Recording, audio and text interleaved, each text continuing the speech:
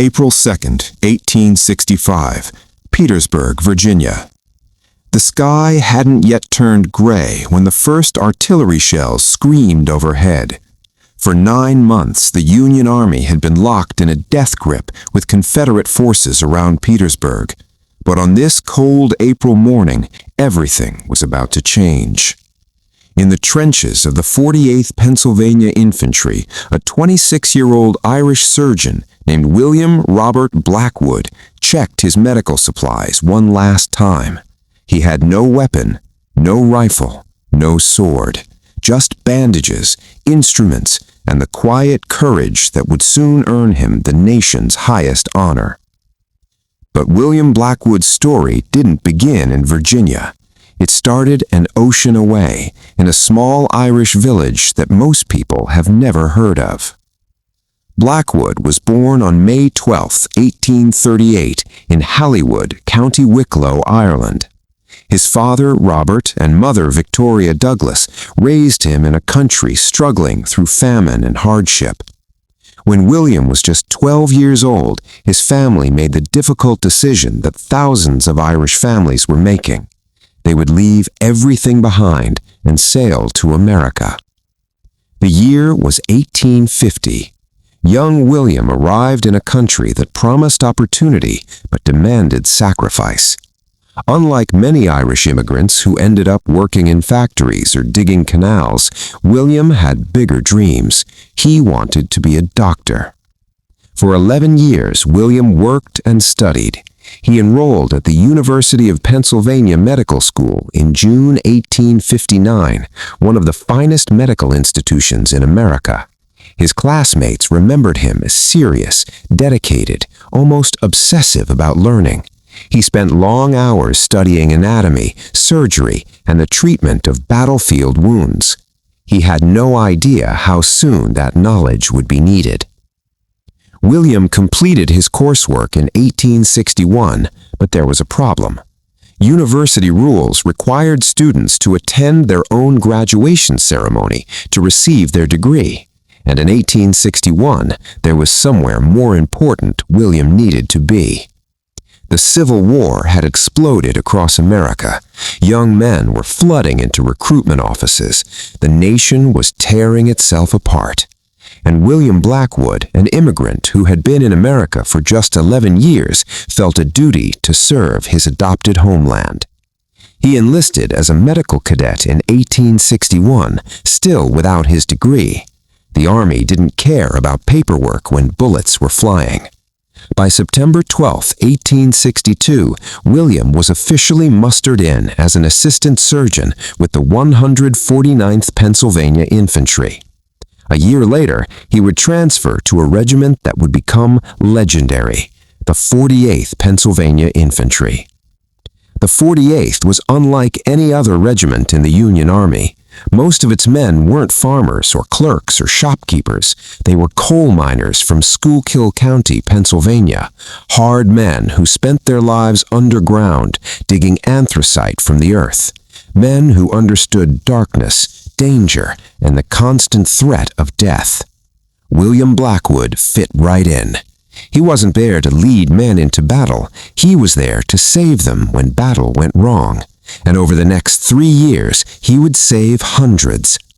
The 48th Pennsylvania fought at some of the war's bloodiest battles: Second Bull Run, Antietam, Fredericksburg.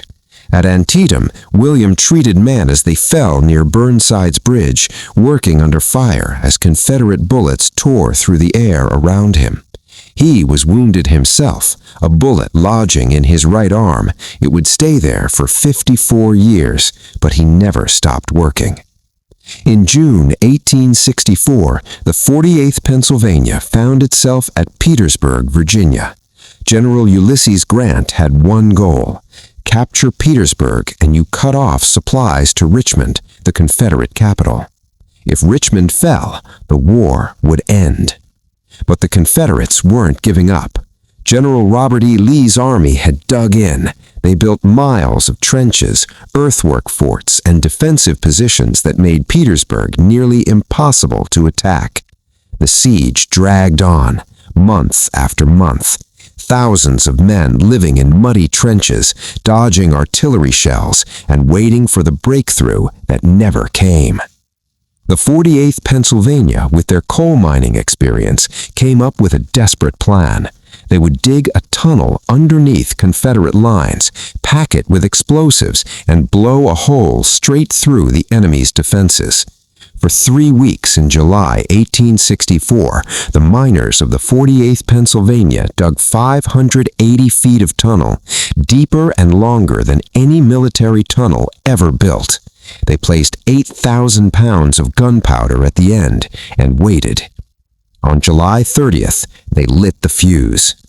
The explosion created a crater 170 feet long, 60 feet wide, and 30 feet deep. It killed nearly 300 Confederate soldiers instantly, but the Union attack that followed was a disaster. Men charged into the crater and got trapped. Confederate forces surrounded them and slaughtered them. The Battle of the Crater became one of the Union's worst defeats. William Blackwood was there that day, pulling wounded men from the smoking crater as Confederate sharpshooters took aim. He saved dozens, but the siege continued. By April 1865, 9 months had passed. The Confederate lines were stretched thin. Supplies were running out. General Lee knew he was on the edge of collapse. One more push, and Petersburg would fall. General Grant ordered that push for April 2nd. The plan was simple but brutal.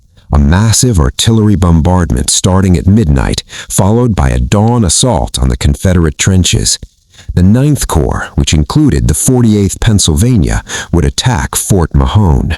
The Union soldiers had a different name for it. They called it Fort Damnation, for good reason. Fort Mahone sat on a slight ridge, protected by sandbags, timber, and earthworks. Defensive ditches filled with rainwater surrounded it.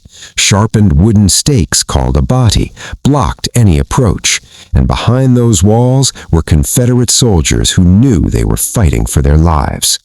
On midnight of April 1st, the bombardment began. For 4 hours, Union artillery pounded the Confederate lines. The noise was deafening. The earth shook. Men tried to sleep, knowing that in hours they would be ordered to charge straight into enemy fire. William Blackwood didn't sleep. He organized his medical supplies. He prepared stretchers. He made peace with the fact that before the sun set, he probably would be dead. At 4:30 in the morning, the order came. Fix bayonets. Forward march. The men of the 48th Pennsylvania climbed out of their trenches and advanced through the darkness. Confederate artillery opened fire immediately. Canister shot, the deadliest weapon in the Confederate arsenal. Hundreds of metal balls fired from cannons, shredding everything in their path. Men fell in waves. The 48th kept moving. They tore through the abattis. They jumped into the water-filled ditches. Many drowned, too wounded to climb out. The rest scrambled up the muddy sides of the fort and threw themselves over the walls. Hand-to-hand fighting erupted. Bayonets, rifle butts, fists. By dawn, the Union soldiers had captured Fort Mahone, but the price was staggering. Hundreds of men lay wounded or dying in the ditches, in the fort, scattered across the battlefield, and Confederate forces were already organizing counterattacks. This is when William Blackwood made his choice. No one ordered him to leave the safety of the Union lines. No one expected a surgeon to run into open ground while bullets were still flying. But William Blackwood saw wounded officers lying exposed, men who had led the charge, men who would die if someone didn't act. He grabbed a stretcher and ran. The first man he reached was Major Peleg Peckham, shot multiple times, bleeding badly. Blackwood dragged him back through the killing ground as Confederate sharpshooters fired at him. He made it to the Union lines, handed Peckham to other medics, turned around, and ran back out. The second man was Colonel George Gowan, the 25-year-old commander of the 48th Pennsylvania. He had been leading his men when Confederate fire cut him down.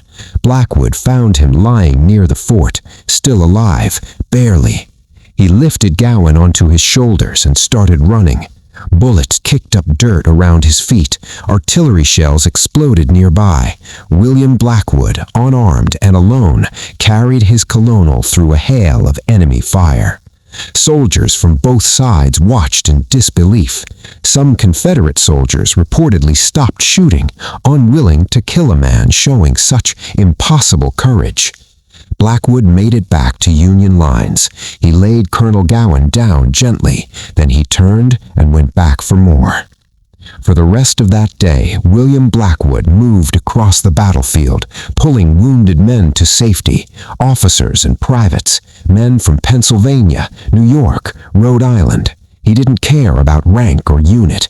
He saw human beings who needed help, and he gave it.